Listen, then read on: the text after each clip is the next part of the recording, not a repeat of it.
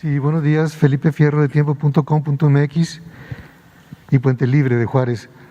Y siguiendo con esta perspectiva positiva, ¿cuándo cree usted que llegará el famoso verde? ¿El semáforo verde? Sí, el semáforo verde para que ya exista liberación. Sí, muchas gracias por la pregunta, es muy importante. Aquí hay que tener un balance entre esperanza y prudencia. Vemos 15 semanas consecutivas de reducción de la epidemia. En un país tan poblado como México, en regiones tan densamente pobladas como la Ciudad de México o el Valle de México, vemos un comportamiento de control muy estable. Esto no es fácil. En los países densamente poblados, en general es mucho más complejo el mantener una reducción epidémica tan sostenida. ¿Cuál es la explicación? Es múltiple, pero un elemento que no dejamos de destacar y de agradecer es el comportamiento del pueblo de México. En la medida en que existe hoy una vacuna, tenemos un mecanismo de protección específica, un producto que se le pone a las personas, les causa inmunidad y ya tienen menor riesgo de enfermar. Pero antes del efecto propiamente de la vacuna está el efecto del comportamiento poblacional.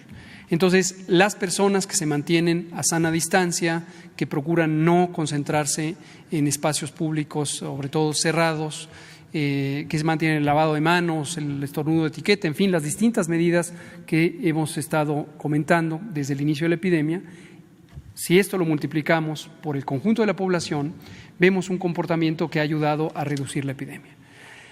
No es, desde el punto de vista científico, posible establecer una fecha precisa de término de la epidemia. Y lo que decimos, aquí viene la parte de la prudencia, es en tanto exista epidemia en el resto del mundo, debemos mantenernos en la expectativa de que puede reemerger la epidemia.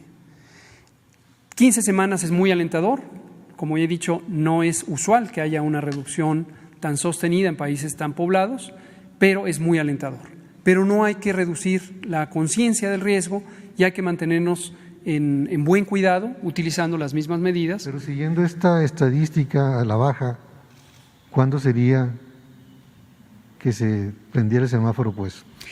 El semáforo… Estimación, sí, digamos, Navidad o… Con mucho gusto. Nomás recuerde varias cosas que hemos comentado desde el principio de la epidemia, por lo menos desde marzo. La epidemia en países tan grandes se comporta de manera en parches, irregular. No es lo mismo un país pequeño como Costa Rica, como Guatemala, como Cuba, como algún país pequeño, se me ocurren estos ejemplos, pero hay muchísimos. En general, en territorios pequeños, la epidemia se comporta como una sola epidemia, una sola curva epidémica. En un rincón del país ocurre lo mismo que en el otro rincón del país. En México, en Estados Unidos, en Brasil, en Canadá, en la Federación Rusa, en China, en India, no ocurre eso, porque son países muy extensos. Entonces, lo que ocurre en una entidad federativa, Chihuahua, por ejemplo, es muy distinto a lo que ocurre en otra entidad federativa, Campeche, y lo hemos podido constatar. Hay entidades federativas que entraron en control, Campeche, por ejemplo, y ya no salieron del semáforo verde. En cambio, hay otras entidades federativas que estaban en semáforo rojo, bajaron a naranja, regresaron a rojo, luego bajaron a naranja, siguieron a amarillo, regresaron a naranja.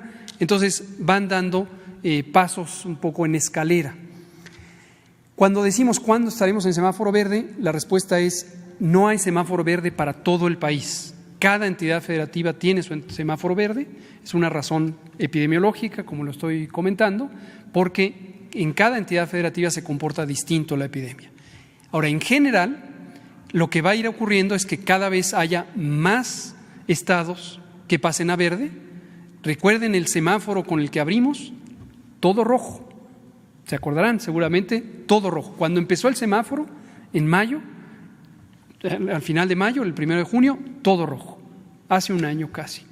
Y posteriormente empezó a poblarse de naranja, de amarillo, y hoy tenemos varias entidades en verde, y si esta tendencia continúa, al final tendremos todo en verde. Pero insisto, sería aventurado, no sería científico el tratar de poner una fecha concreta, aunque sea aproximada por semana, quincena o mes, de cuándo vamos a estar en esa condición. Y finalmente…